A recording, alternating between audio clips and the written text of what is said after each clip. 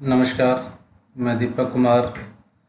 मेरे online YouTube channel study with Deepak में आपका स्वागत करता हूं। आज के इस वीडियो में हम हमारी जो +2 की जो बुक है, हिस्ट्री की जो बुक है, उसका चैप्टर नंबर 4 विचारक, विश्वास और इमारतें, उसका लेक्चर नंबर ये 3rd है। तो लास्ट लेक्चर के अंदर अब हमने बैकग्राउंड के अंदर जब से हमने पढ़ा था कि किस तरीके से यज्ञ करने के बाद राजा अपने जो राजशाही परंपरा होती थी उनको प्रदर्शित है वो करते थे। उनका सामाजिक आर्थिक जो ढांचा था वो किस तरीके से बदला और बना हुआ था, और इसके साथ साथ उनकी जो बीच में विश्वास की जो परिणति थी,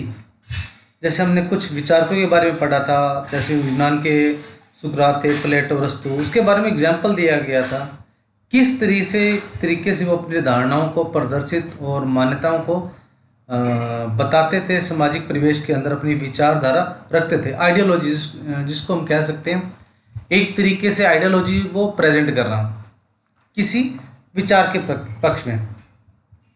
इसी तरीके से यज्ञों की परंपरा के बारे में पढ़ा था कि राजा वगैरह जो राज सूर्य यज्ञ और अश्वमेध यज्ञ के द्वारा वो अपनी शक्ति प्रदर्शित करने के लिए उस परंपरा को प्रदर्शित है वो करते थे। और फिर कुछ ऐसे जो क्वेश्चन थे कि वैदिक परंपरा से जिन्होंने बाहर जाकर कुछ विचारकों ने कुछ क्वेश्चन उठाए थे, जो दार्शनिक कहलाए थे, जिनको बारे में बताया गया था कि लोग यज्ञों के महत्व के बारे में किस तरह से वो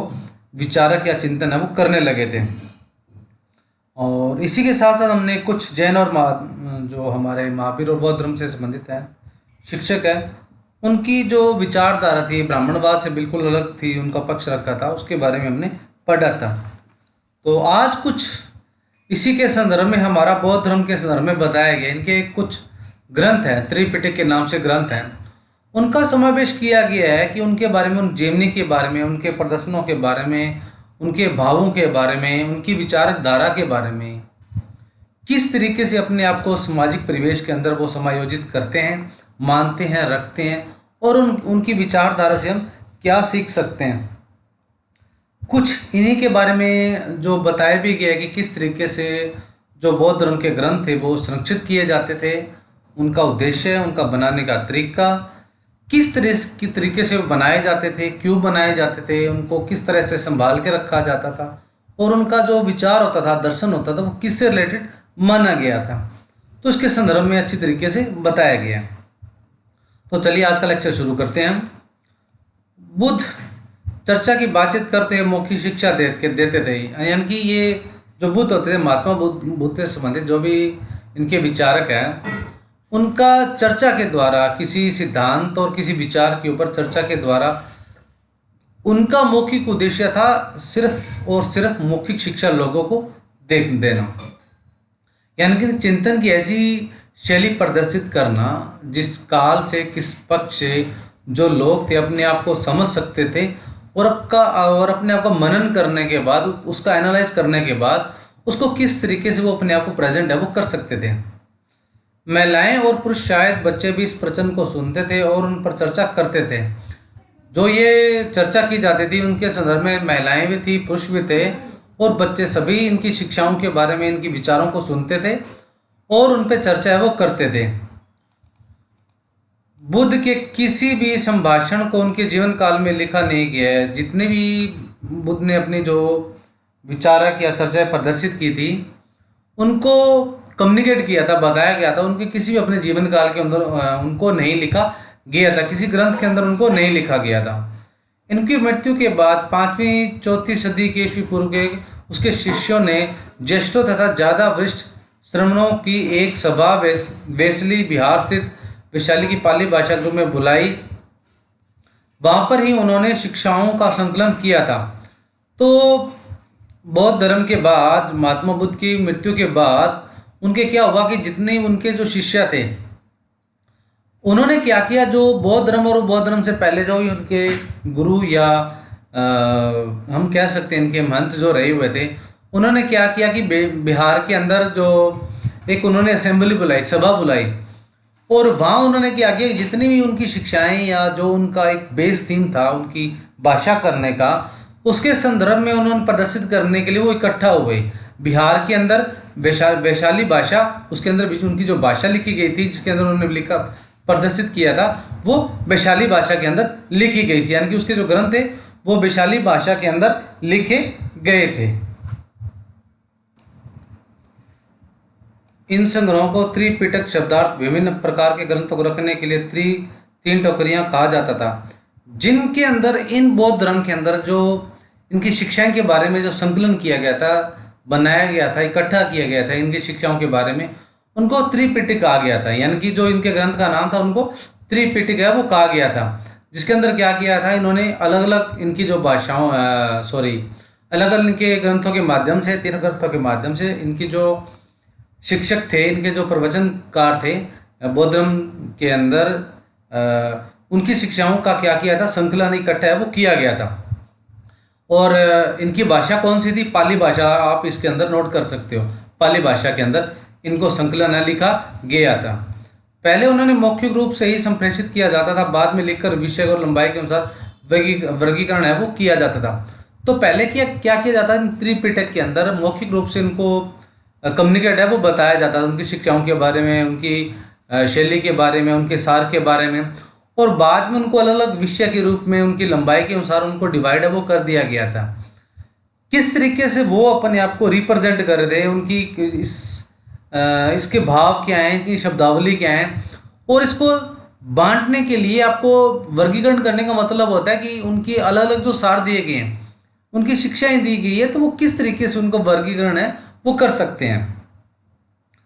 विनय पिटक में संघ तथा बौद्ध धर्म में मठों में रहने वाले लोगों के नियमों का संग्रह था। तो त्रिपिटक के अंदर एक जो इनका ग्रंथ था वो विनय पिटक था। उसके अंदर क्या था कि जो बौद्ध धर्म के अंदर जो जितने भी रहने वाले जो भिक्षु लोग थे उनको किन किन नियमों का पालन है वो किया जाता था, किस तरीके से उनको रहने का, उनकी शिक्षाओं के बारे में, उनके सिद्धांतों के बारे में, यानी कि किस तरीके से उनको विभाजित और बनाया गया था, उनका सभी का संकलन है वहाँ पर किया गया था। बुद्ध की शिक्षाएं सुत्त पिटक में रखी गई थी और दर्शन से जुड़े विषय अधिगम पिटक में आए थे। तो बुद्ध की जो जितनी भी शिक्षाएं थी, बुद्ध के द्वारा जो जितने भी विचार प्रकट किए गए थे वो सुत्त पिटक नामक ग्रंथ के अंदर रखा गया था। और इसी के संदर्भ में जितने भी आध्यात्मिक तौर पे या दर्शन से संबंधित उनकी जो विचारधारा थी, सिद्धांत थे, उनको अधिधम नाम के जो अभिधम नाम का जो पिटक था, त्रिपिटक नाम से अलग तीसरा जो इसका ग्रंथ था उसके अंदर समायोजित है वो किया गया था। यानी कि विनय पिटक और दूसरा सुत्त पिटक और तीसरा अभिधम पिटक। तो विनय पिटक के अंदर क्या किया था, जो बौद्ध धर्म के जो रहने वाले जितने भी भिक्षु थे उनको किन किन नियमावलियों का पालन किया जाता था उनका वर्णन किया गया था। और बुद्ध की जितनी भी शिक्षाएं थी, उनके विचार थे, वो सुत्त पिटक नामक ग्रंथ के अंदर समायोजित है वो संकलित है वो किए गए थे। और जितने भी आध्यात्मिक और किसी आइडियोलॉजी से जुड़े हुए जितने भी क्वेश्चन थे, दर्शन से संबंधित थे,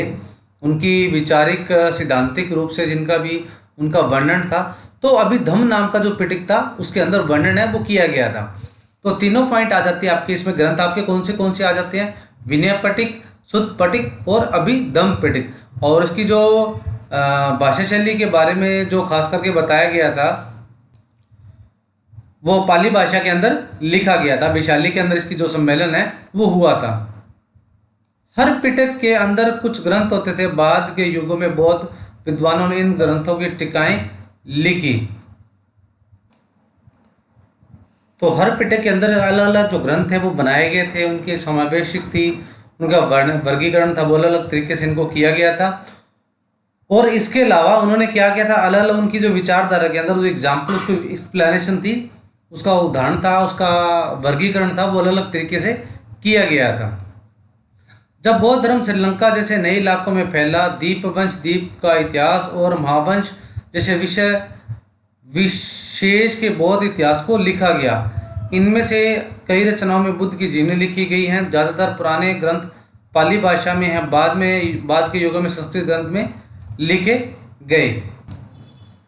तो जैसे जैसे बौद्ध धर्म का विस्तार होता चला गया, वैसे वैसे ये अलग अलग राज्य देशों के अंदर फैलता चला गया। और ख़ास करके जब इसका एग्जाम्पल दिया गया वो श्रीलंका के अंदर दो बड़े वंशों के बारे में बताया गया है, जैसे दीप वंश और महावंश के बारे में अच्छी तरीके से बताया गया है।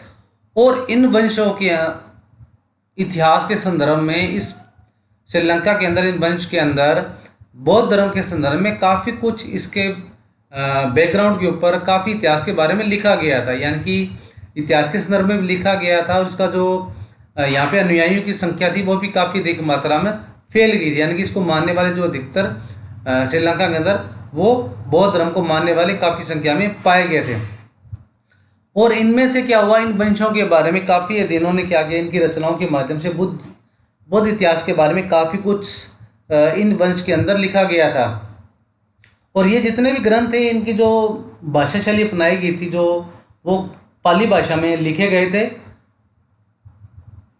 और बाद में कुछ आगे चलकर इनका क्या किया गया था, संस्कृत भाषा के अंदर भी इसका वर्गीकरण है वो बनाया गया था या लिखा गया था।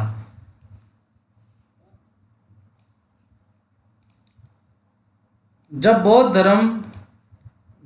धर्म पूर्व एशिया में फैला तब फांशियान और श्वेनशांग जैसे तीर्थयात्री बौद्ध ग्रंथों की खोज में चीन में भारत आए।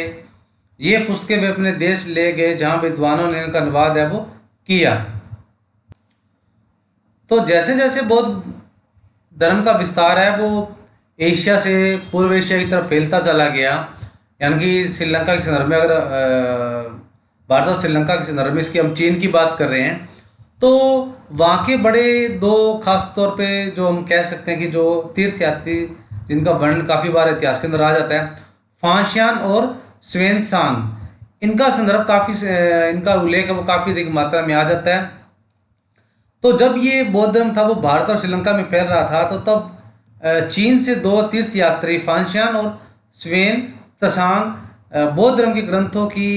हम कह सकते हैं खोजबीन करने के लिए, इसको जानने के लिए वो भारत में आए थे। ये पुस्तकें वे अपने देश ले गए जहाँ विद्वानों ने इसका अनुवाद है वो किया गया था। तो जब वो यहाँ से आए थे, भारत के अंदर आए थे,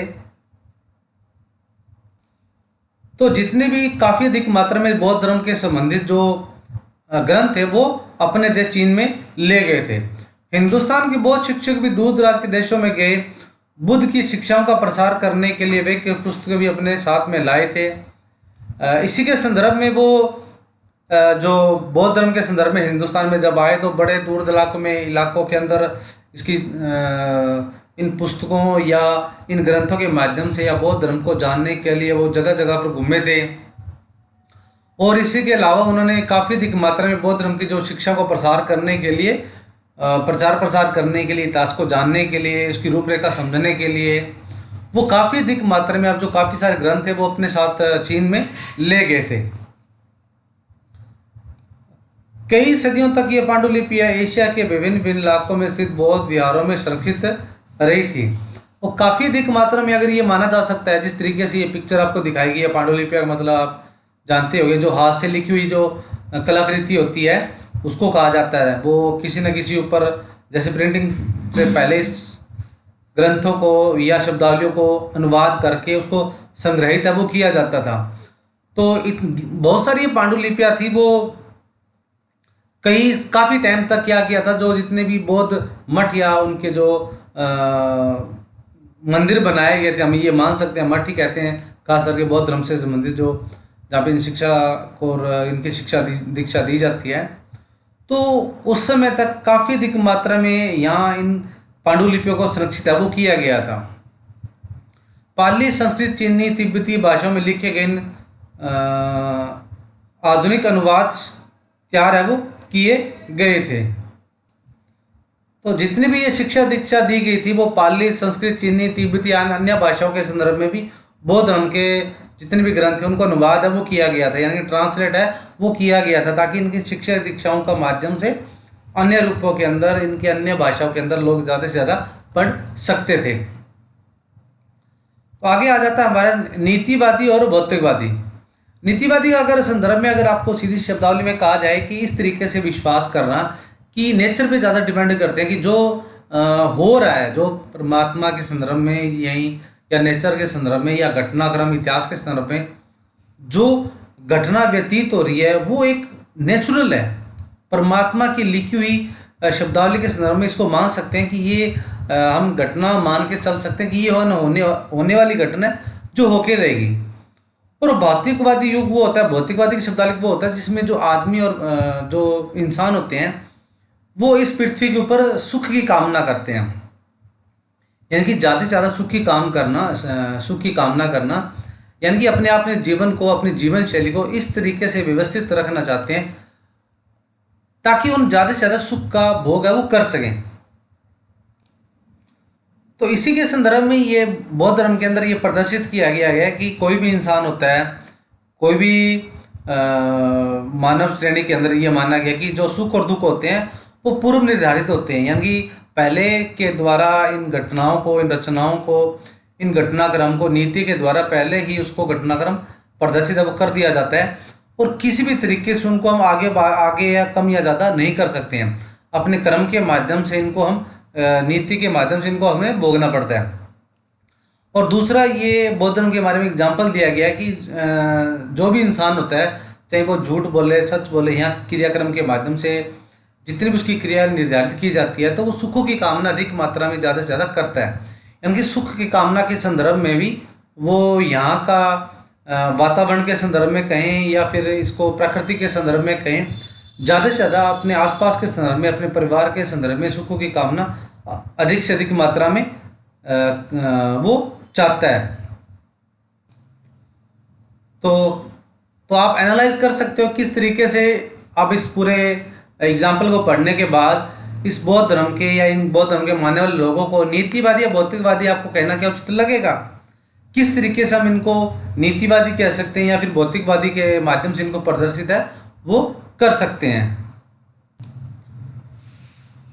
तो ये था हमारा आज का वीडियो, आज का लेक्चर, जिसके अंदर हमने बौद्ध धर्म के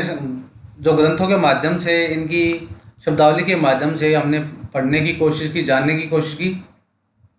और मिलते हैं अगले वीडियो में एक नए लेक्चर के साथ। तब तक stay home, stay safe and be positive.